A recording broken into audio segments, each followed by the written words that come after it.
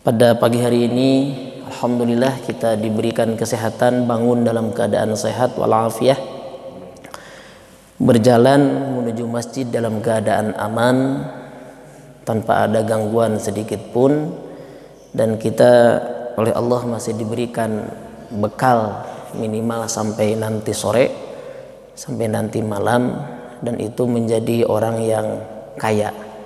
Oleh karena itu mari kita ungkapkan rasa syukur ini dengan ungkapan Alhamdulillahirabbil alamin. Shalawat serta salam selamanya kita sampaikan, kita baca, kita zikirkan, kita perbanyak, karena hakikat daripada sholawat adalah doa bagi kita, kembali kebaikannya kepada kita.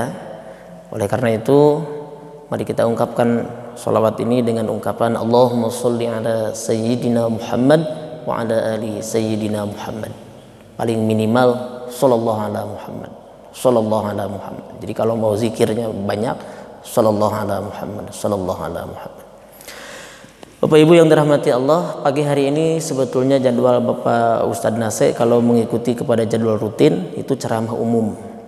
Jadi beliau ada agenda di luar kota sehingga tidak memungkinkan untuk kembali pada malam ini atau malam tadi, tapi kita doakan semoga diberikan kesehatan dan diselamatkan dalam perjalanannya. Amin ya Allah ya Rabbal alamin.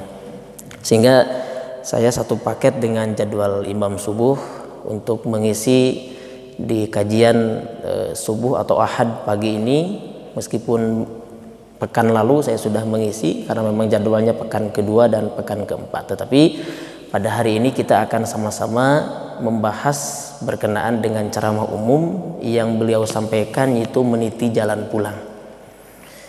Tidak lama hadirin yang dirahmati Allah. Jadi ada dua kalimah yang digarisbawahi, pertama meniti dan kedua pulang. Ini mendengar kalimah pulang itu tentu pulang selamanya. Hadirin yang dirahmati Allah, meniti berkaitan dengan kaidah-kaidah bagaimana kita mampu mempersiapkan. Kalau merujuk pada Al-Quran, watazawwadu, hendaklah kalian berbekal-bekal.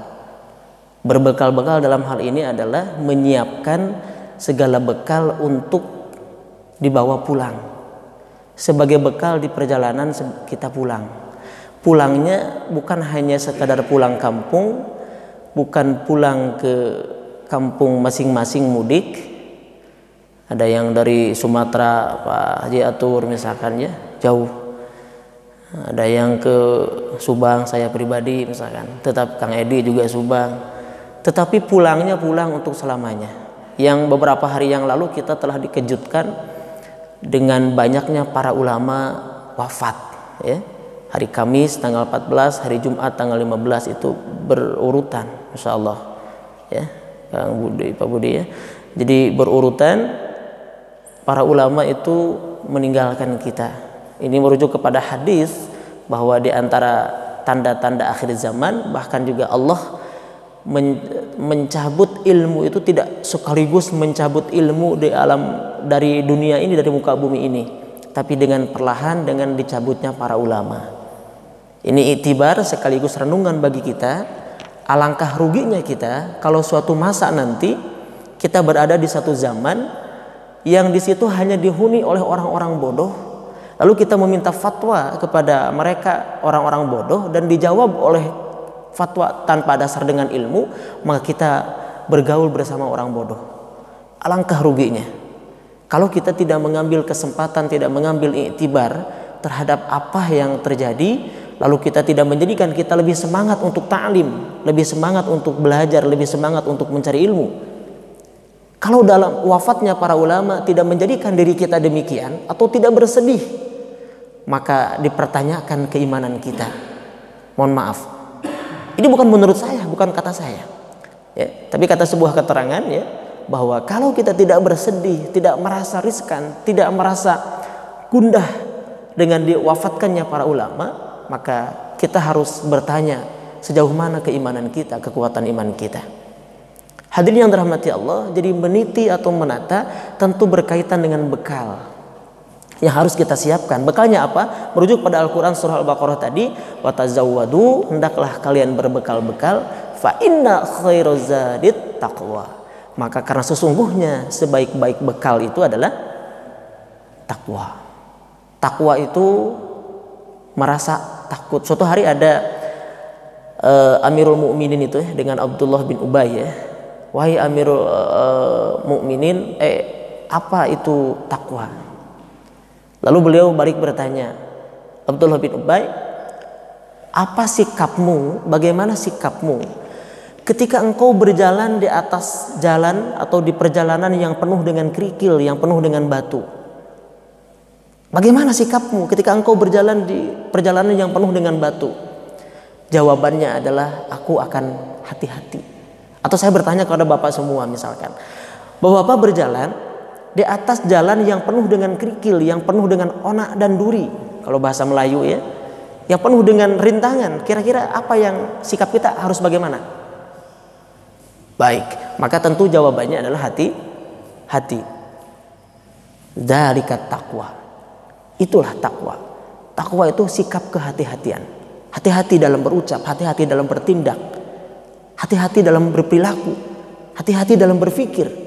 Selalu kita mempertimbangkan, karena kita maha yakin bahwa Allah memperhatikan kita dalam sifat muraqabah. Muraqabah itu adalah senantiasa merasa diri diawasi dan diperhatikan oleh Allah.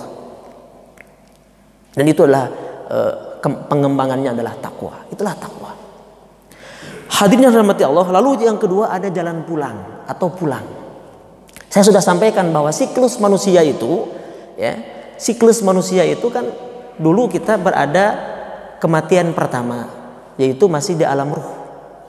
Karena belum Allah tiupkan ke dalam rahim atau ke dalam jasad kita. Pertama ada alam ruh ya, perjalanan siklus perjalanan kita. Yang kedua Allah satukan dengan jasad kita, ada alam rahim, itu di usia 4 bulan memasuki 5 bulan atau 4 bulan genap. Sebagian keterangan mengatakan 4 bulan 10 hari. Ini merujuk kepada hadis riwayat Imam Bukhari dan Muslim. Yang ketiga kemudian ada alam ruh, alam janin, alam dunia. Kita lahir ke alam dunia. Nah, hadirin yang dirahmati Allah, kematian kita berikutnya sekaligus kematian yang kedua, kita memasuki perpisahan antara alam dunia dengan akhirat yang disebut dengan barzakhun, wa min waraihim barzakhun ila yaumi yub'atsun. Ada barzakh, ada dinding yang kokoh pemisah antara kehidupan dunia dengan akhirat. Jadi yang sudah wafat meninggalkan alam dunia, mereka ada di satu alam yang disebut alam barzakh. Yang sudah wafat tidak mungkin mereka bisa kembali ke alam dunia. Yang belum wafat tidak mungkin mereka bisa masuk ke alam barzakh. Wa likulli ummatin ajal, dan setiap umat ada ajalnya, ada ketentuannya. Idza jaa ajalhum, jika ajalnya sudah datang, tidak mungkin kita tidak mampu untuk mengakhirkan ataupun mendahulukannya, meskipun hanya satu saat, satu waktu. Nah, hadirin yang dirahmati Allah, oleh karena itu dalam hal jalan pulang ini, meniti jalan pulang ini, ada hal yang perlu kita perhatikan sebelum kita memasuki alam-alam barzah itu, atau alam barzah, ada alam kehancuran, alam kebangkitan, alam mahsyar dan lain-lainnya. Ini merujuk kepada hadis riwayat Imam At-Tirmidzi ya. Saya tidak akan sebutkan nomor hadis berapa. Kang Edi pilih disebut viral-viral. Hadis riwayat At-Tirmidzi ya, At-Tirmidzi ya. Dalam hadis itu dikatakan pada hari kiamat nanti. Nah, ini sebagai pelajaran kita masih di alam dunia ya. Pada hari kiamat nanti atau di alam mahsyar kelak, tidak akan bergeser sedikit pun kaki seseorang. Perhatikan, tidak akan bergeser sedikit pun kaki seseorang, tidak akan melangkah sedikit pun kaki seseorang sebelum dia ditanya oleh Allah dengan 4 pertanyaan. Berarti kita harus mempersiapkan sekarang jawaban atas 4 pertanyaan. Jadi kalau mohon maaf Pak Guru ya, guru-guru yang di sekolah di sini, kata teman saya itu, jadi kalau guru katanya ujian di sekolah nggak ngasih bocoran terlalu, lah kok bilang terlalu? Allah saja katanya, Rasulullah saja ngasih bocoran cenah. Apa yang ditanyakan di alam kubur kan dikasih bocoran kan. Man rabbuka kan. Jawab cenah, Rabbi Allah kan, Tuhanku Allah cenah. Di alam kubur wae cenah malaikat nanya dikasih bocoran, jawabannya apa cenah. Nah, orang cenah ujian di sekolah tir kasih bocoran cenah. Aya teh budak nu cerdas gitunya naros ka guruna.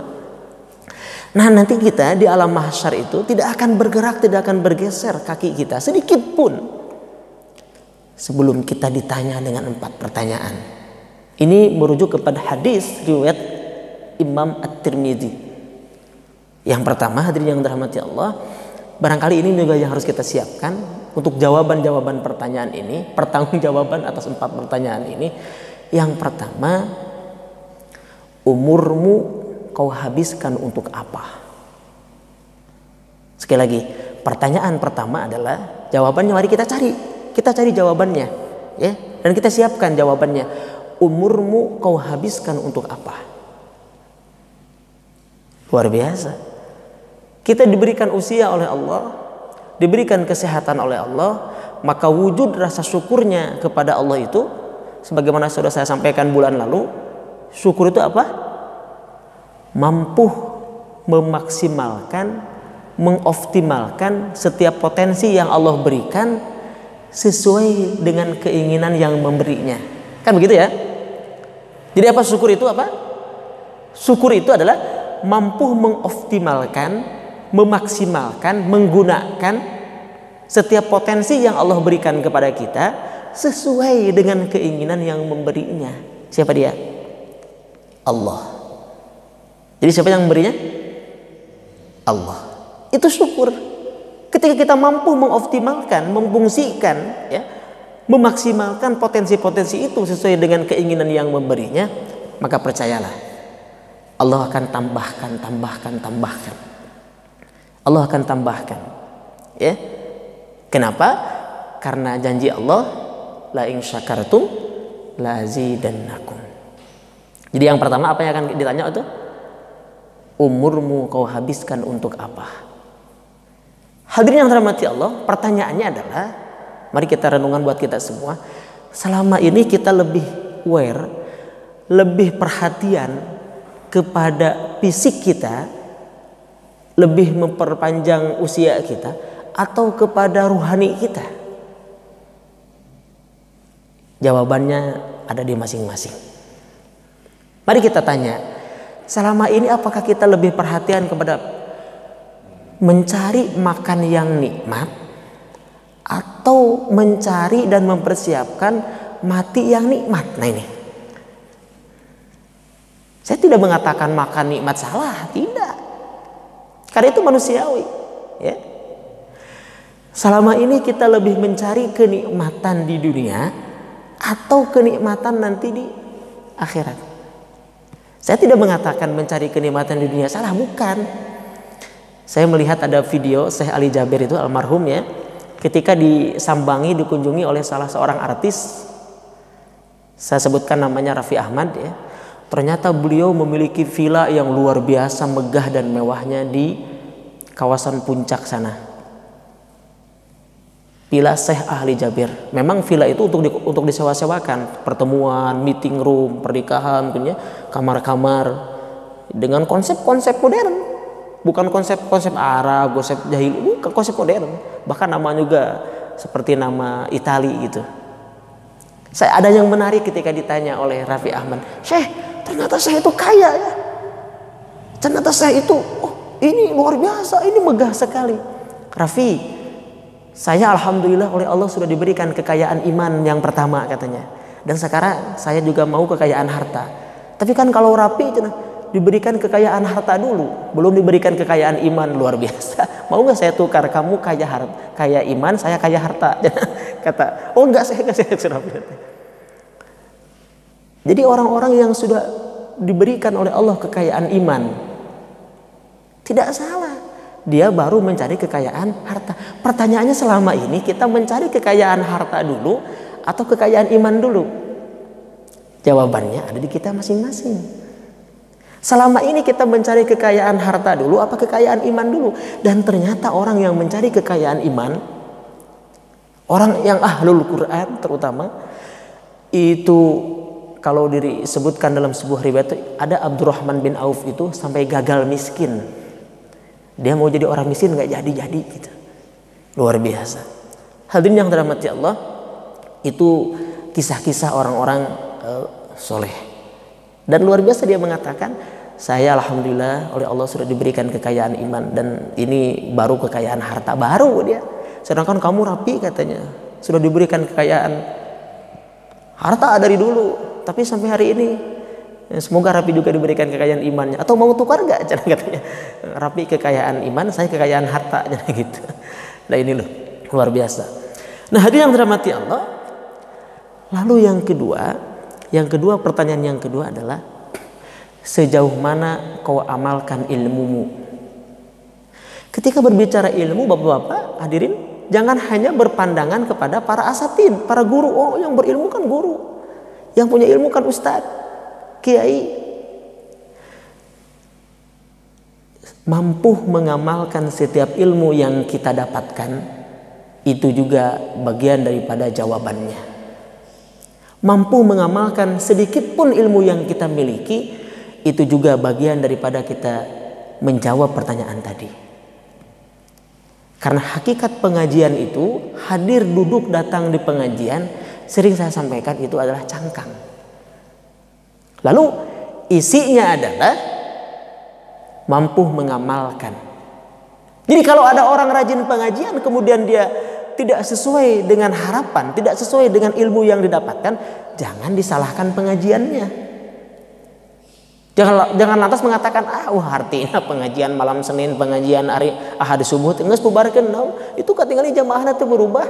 Yang disalahkan jangan pengajiannya, tetapi jamaahnya belum jujur dengan ilmu yang didapatkan dari pengajian. Begitu saja. Dan kita berharap jika racak ningang batu, lawan-lawan jadi logak. Piraku aku sering-sering ting Pak. Piraku atuh. Cai wae ningang batu sakitu teasna ari ku sering mah bisa jadi ngelogak. Urang ge datang ke pengajian, hadir di pengajian, mendapatkan tausiah, mendapatkan tazkirah. Diasah terus diasah. Maka insyaallah kita akan mampu mengamalkannya. Amin ya Allah ya rabbal alamin. Jadi jangan putus asa. Ada saya kagok borontok kapalang belang Ustaz. Era loba dosa. Justru karena kita begitu, maka kapan lagi? Saya sampaikan bahwa hidayah itu bagaikan benih, biji benih, dia tidak akan tumbuh kalau tidak ditanam, Paris. Hidayah itu bagaikan pintu, dia tidak akan bisa masuk kalau tidak dibuka. Hidayah itu bagaikan tanaman, dia tidak akan berbunga, berbuah, tumbuh kalau tidak disiram. Kita manusia tidak mungkin kita satu kali tahu lalu tahu selamanya, tidak mungkin. Maka perlu diasah, belajar dan belajar, terus belajar. Sering saya sampaikan bahwa pekerjaan terlama kita itu bukan jadi PNS, bukan jadi pegawai, bukan jadi karyawan. Pekerjaan kita terlama itu adalah mencari ilmu. Karena batasannya minal mahdi ilal lahdi, dari mulai buayan sampai liang lahat. Selama kita hidup tidak ada batasan mencari ilmu. Selama kita hidup sampai kita wafat. Tidak ada alasan kalimat profesor misalkan, ada saya misalkan sudah tinggi. Tidak.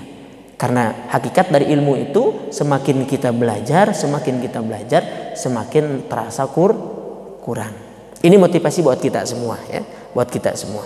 Karena meskipun nanti akan dipertanyakan sejauh mana ilmu kau amalkan, tetapi ada sering guru saya sampaikan, kalau kita salah karena kebodohan, karena tidak belajar maksud saya, maka kesalahannya fatal. Tetapi kalau kita ada salah, tetapi kita sedang belajar, berharap Allah mengampuni dosa kita. Kenapa? Karena ada ikhtiar kita untuk memperbaikinya. Seperti halnya orang yang membaca Al-Quran, benar membacanya, maka dia diberikan 2 bagian ya, atau dia diberikan 10 kebaikan. Orang yang membaca Al-Quran salah membacanya, tetapi dia sedang belajar, maka dia diberikan 2 bagian oleh Allah. Tidak ada salahnya berarti kan, tetap saja diberikan 2 kebaikan. Pertama, kebaikan mau membacanya, meskipun ya tahu, meskipun dia terbata-bata. Yang kedua adalah kebaikan dia mau belajarnya. Jadi orang yang belajar insya Allah kesalahannya pun Kalau itu minimal kemudian dia tanpa disadari, insya Allah berharap mudah-mudahan Allah mengampuni. Tapi syaratnya belajar. Atau baheula keur di pesantren ada santri mah keur diajarkeun hayo belum buat kesalahan ulah gitu nya. Aya hayam asup ka pesantren ditewak dipenci cenah milik santri, salah gitu mah nya. Setiap anu asup ka kobong milik santri cenah. Untung santri putri teu asup ka kobong bahaya gitu nya. Nah, Bapak Ibu yang dirahmati Allah, itu yang kedua. Yang ketiga, pertanyaan yang ketiga untuk jalan pulang kita itu, ini yang terberat. Ini yang terberat. Ini yang terberat. Pertanyaan yang ketiga ini dalam hadis riwayat Imam At-Tirmidzi itu yang terberat. Apa pertanyaan yang ketiga? Hartamu dari mana kau dapatkan dan kemana kau belanjakan? Pertanyaan yang ketiga ini memiliki dua jalur, dua pertanyaan. Yang pertama, umurmu kau habiskan untuk apa? Yang kedua, ilmumu sejauh mana kau amalkan? Ya. Lalu pertanyaan yang ketiga ini, hartamu dari mana kau dapatkan dan kemana kau belanjakan? Ini yang berat. Kenapa berat? Karena kita dituntut sekaligus ditanya oleh Allah dengan dua pertanyaan dan kita harus mampu mempertanggungjawabkannya. Masya Allah. Sehingga dikatakan yang paling lama nanti itu adalah, yang paling lama pertanyaannya adalah tentang harta. Semakin banyak hartanya, semakin lama pertanyaannya. Lalu hadirin yang dirahmati Allah, apakah seorang muslim juga tidak boleh kaya? Bukan. Apakah seorang muslim itu harus miskin? Bukan. Tetapi kita harus mampu memanfaatkan harta-harta yang kita miliki. Digunakan untuk kebaikan dan kebaikan. Ada tanda-tanda, ada ciri-ciri bahwa harta kita bermanfaat. Mari kita lenyepan.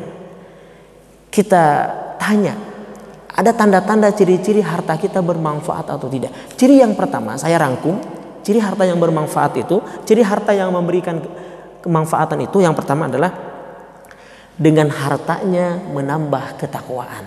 Satu.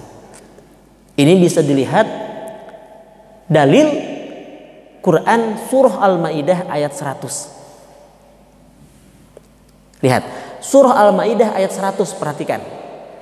Ciri harta yang bermanfaat itu adalah harta yang menambah ketakwaan. Atau dengan hartanya seseorang bukan semakin jauh dari Allah, tetapi dia malah semakin bertambah ketakwaannya. Saya tidak akan bertanya atau membutuhkan jawaban hadirin, tetapi mari kita tanya diri kita. Jadi harta yang kita miliki itu apakah bermanfaat? Maka patokan yang pertama, hartanya apakah menjadikan penambahan ketakwaan atau tidak. Jika hartanya menambah ketakwaan, alhamdulillah. Ini merujuk kepada Al-Quran surah Al-Maidah ayat 100. Jadi saya sering kalau dengan jamaah itu, kalau jamaah pergi ke Baitullah ya, atau berkunjung ke Baitullah, Ustaz kan pergi ke sana itu bagi yang mampu. Saya katakan mampunya bukan mampu yang ditunggu, tetapi mampu yang diusahakan. Dari mana? Kita lihat surah Al-Baqarah. Wa adzin finnas, dan Allah memanggil manusia, panggillah manusia. Wa adzin finnasi bil hajj, dia untuk berkunjung ke Baitullah fil hajj. Ya'tuka, dia akan datang kepadamu wahai Ibrahim, rijalan, ada yang berjalan kaki. Berarti kalau berjalan kaki itu digambarkan bukan hartanya melimpah, tetapi dia ada kemauan yang sangat, ada kemauan yang diusahakan. Wa ala kulli dhamir, dan mereka ada yang datang menaiki unta yang kurus. Dia bukan orang kaya, tetapi ada kemauan. Jadi saya sampaikan, wujudkan kemauan maka Allah akan berikan kemampuan diantaranya, ya, diantara pemanfaatan harta.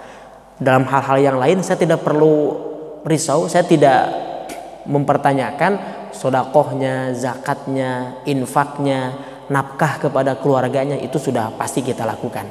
Saya percaya itu. Bapak-bapak yang hadir pada hari ini adalah orang-orang ahli sodakoh, ahli zakat, dan ahli memberikan kepada siapa yang layak kita berikan. Saya tidak akan permasalahkan itu, karena itu sudah mahir semua, saya yakin itu. Tetapi hadirin yang dirahmati Allah, di antaranya pemanfaatan harta kita adalah bagaimana kita ingin datang ke satu titik, itu titik Baitullah. Mengupayakan. Ini saya sampaikan memberikan motivasi saja. Bukan saya menyampaikan karena ada segi lain, memberikan motivasi. Ternyata berangkat ke sana itu kebanyakannya awalnya bukan karena kemampuan, tetapi karena kemauan. Ketika kita mewujudkan kemauan, maka Allah berikan kemampuan. Di situ hadirin yang dirahmati Allah. Lalu yang kedua, ciri harta yang bermanfaat itu memberikan rasa aman kepada pemiliknya. Ini bisa merujuk kepada surah Ibrahim ayat 24 hingga 26. Allah di situ mengumpamakan harta yang bermanfaat, harta yang halal itu Allah umpamakan seperti satu pohon kasyajaroh yang dia memiliki pohon yang rindang, pohon yang lebat daunnya, yang subur tanamannya, dan akarnya menghujam ke dalam tanah dengan kokoh dan kuat. Kira-kira kalau Bapak di depan rumah ada pohon yang rindang, kemudian merasa aman dan tidaknya kita, merasa nyaman dan tidaknya, merasa khawatir dan tidaknya terhadap pohon itu, kalau kita tahu akarnya kuat atau tidak. Selama akarnya kuat, pohonnya kekar, berdirinya kokoh, saya yakin kita akan merasa aman dan nyaman. Karena tidak ada lagi kekhawatiran pohon itu tumbang. Tapi kalau kelihatan pohonnya sudah lapuk, batang atau pokoknya di bawah itu, kemudian juga akarnya sudah kelihatan banyak yang lapuk, maka akan ada kekhawatiran bagi kita. Itulah harta yang bermanfaat, itu digambarkan oleh Al-Quran dalam surah Ibrahim ayat 24 hingga 26. Dia digambarkan oleh Allah seperti pohon yang kokoh berdiri tegak dan memiliki akar yang kuat menghujam ke bawah. Jadi ciri harta yang bermanfaat yang kedua adalah memberikan rasa aman. Pertanyaannya adalah, selama ini kita punya kekayaan, punya harta, punya kendaraan, punya rumah banyak misalkan, punya tanah di mana-mana, membuat kita tenang atau tidak? Apakah sebaliknya? Apakah sebaliknya menjadi kita gelisah, galau, merana, menjadikan kita gundah gelana, menjadikan kita risau, menjadikan kita tidak nyenyak tidur? Kalau demikian, berarti harta yang kita miliki belum memberikan rasa aman. Kalau harta itu belum memberikan rasa aman, ada sesuatu yang salah dalam sikap kita, ada sesuatu yang salah dalam niat kita. Ini renungan buat kita semua. Kalau kita memberikan rasa aman, berarti harta itu bermanfaat bagi kita, insya Allah. Saya percaya Bapak, orang-orang yang beriman, orang-orang yang luar biasa yang hadir pada pagi hari ini adalah orang-orang yang diberikan keamanan dengan hartanya oleh Allah. Amin. Ya Allah ya Rabbal Alamin. Aman, tenang. Tapi lamun tidur tenyenyak, gelisah, wah, ini hartanya tidak memberikan rasa aman bagi kita. Lalu yang ketiga adalah mengantarkan pada amal soleh bagi pemiliknya. Nih, ini bisa merujuk kepada Al-Quran surah Al-Mu'minun ayat 51. Ya ayyuhar rusul, kata Allah, wahai para rasul, kulu minat thayyibat, makanlah dari harta yang halal. At-thayyibat ditafsirkan, diterjemahkan oleh para ahli tafsir adalah harta yang halal. Kemudian wa'malu sholihan, dan beramalah amal yang soleh. Artinya apa? Makanan yang halal, perhatikan, harta yang didapatkan dengan cara yang halal otomatis akan dibelanjakan, akan digunakan dengan cara yang benar. Akan mendorong pemiliknya, akan mendorong pemilik harta tersebut digunakan untuk melakukan kebaikan dan kebaikan. Aduh, meni hese kia mulai teh Ustaz. Hese hayang ka masjid ge salat. Tapi hartanya banyak. Ada sesuatu yang salah. Saya tidak mengatakan siapa. Kalau kita demikian, berarti ada sesuatu yang salah. Hartanya melimpah, kurang kumaha banyak, bro dipantau, bro dijuru cek peribahasa, ngalayah di tengah imah, kebon lobak anu dilebak teka lebok. Nah gitu kan, cek peribahasa. Tapi tapi tidak mendorong untuk melakukan kebaikan, sulit. Aduh, ini berat yang melakukan kebaikan teh. Ada sesuatu yang salah. Karena harta yang bermanfaat adalah mendorong pemiliknya melakukan amal soleh. Ini bisa merujuk kepada surah Al-Mu'min ayat 51. Ya ayyuhar rusul kulu minat thayyibat wa'malu sholihah. Yang keberapa Pak? Yang keberapa ini? Yang ketiga, ciri harta yang manfaat. Masih pertanyaan yang ketiga ini tentang harta. Kan ada 4 tadi ya pertanyaan nanti di alam mahsyar itu. Ini ciri-ciri pemanfaatan harta itu, harta yang bermanfaat. Yang terakhir dalam kategori ini harta yang bermanfaat adalah mendorong pemiliknya untuk bersyukur, baris. Mensyukuri. Ya. Bersyukur. Bersyukur teh Pak. Jadi lain ngungkul syukuran, bukan hanya itu, bukan ayo Bapak diulang tasyakur binikmah, syukuran. Abi naik pangkat misalkan, abi naik gaji jarangnya misalkan. Nah, syukuran itu bukan hanya itu, tetapi adalah kembali ke pembahasan tadi saya sampaikan, mampu mengoptimalkan, memaksimalkan, menggunakan setiap potensi yang Allah berikan kepada kita sesuai dengan keinginan yang memberinya. Kalau Allah berikan harta, potensi harta, maka kita gunakan hartanya untuk di jalan Allah. Kita gunakan untuk ibadah. Itu adalah bagian daripada syukur. Bisa dipahami ya? Jadi syukur itu bukan hanya sebatas alhamdulillah. Itu ungkapan. Tetapi praktik syukur itu Baris adalah mampu mengoptimalkan tadi. Tangan sehat, gunakan kebaikan. Buat bintono mah semesan kuat. Pas subuh tuh ayah ini tuh di Afrika gitu nya. Wengi futsal, badminton, main bola. Di itu di Afrika gitu nya aya teman-teman pas subuh kemana? Badannya mah sehat. Berarti tidak mampu mengoptimalkan fisik yang kuat untuk beribadah. Berarti tidak bersyukur. Nah gitu ya. Itu contohnya. Fisik sehat harus, ya, karena dalam badan yang sehat terdapat jiwa yang kuat. Ada slogan seperti itu. Berharap demikian, tapi kan kenyataannya pencuri juga karuatnya sehat, tapi kan jiwanya tidak kuat, badannya masih sehat kan, jiwanya yang lemah. Yang kita inginkan jiwanya yang sehat, bukan hanya sebatas fisiknya. Beda ya, jiwanya, ruhaninya. Makanya kalau bahasa Arab itu ada 2, ada sehat, ada afiah. Awas, beda. Ada sehat, ada afiah. Seringkali kita menjawab sehat wal, beda enggak? Beda. Kalau sehat itu lebih kepada fisik. Kalau afiah itu kepada psikis, kepada jiwa. Jadi ulah kepedean, kumaha damang sehat, alhamdulillah sehat walafiat. Hari salat lohor jam 3